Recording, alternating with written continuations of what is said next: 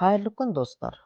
Бүгін қазақтың табақ кәдесінің төресі басты жаңаша рецептте дайындайтын боламыз.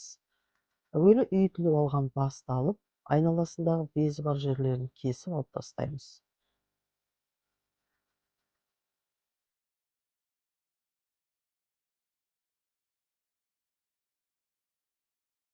Содан соң екі көзін ағызамыз, себебі көзі ащы дәм береді. Жуып алған соң жағын айырып аламыз.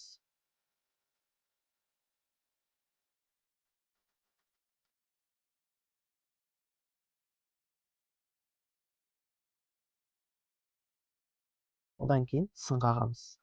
Жақсылап жуып тазалап, су құйылған қазанға салып отқа қоямыз.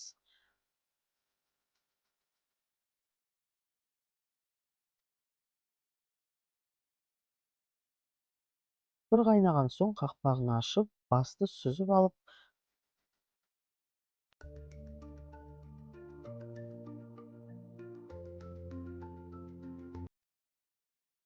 қазанды жуып, таза су құйып, басымызды жағымен қоса салып, лавр жапырағын, тұз қосып, 2,5-3 сағаттай қайнатуға қоямыз. Осы кезде соус дайындап аламыз. Ол үшін бізге томат пастасы, мен томат пастасына қолдан дайындалған томатты пайдаландым. Содан соң сарымсақ, ащы бұрыш, петрушка керек.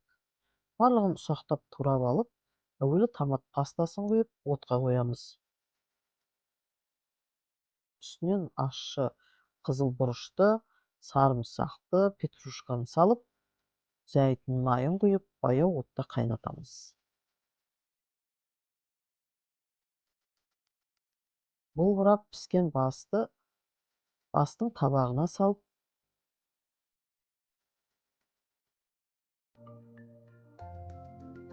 дайындап алған соусымызды құямыз.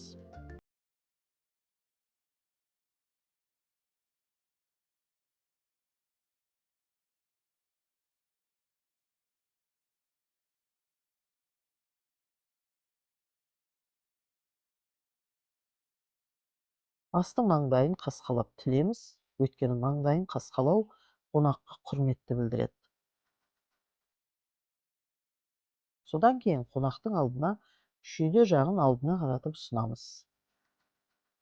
Міндетті түрде жасап көріңіздер.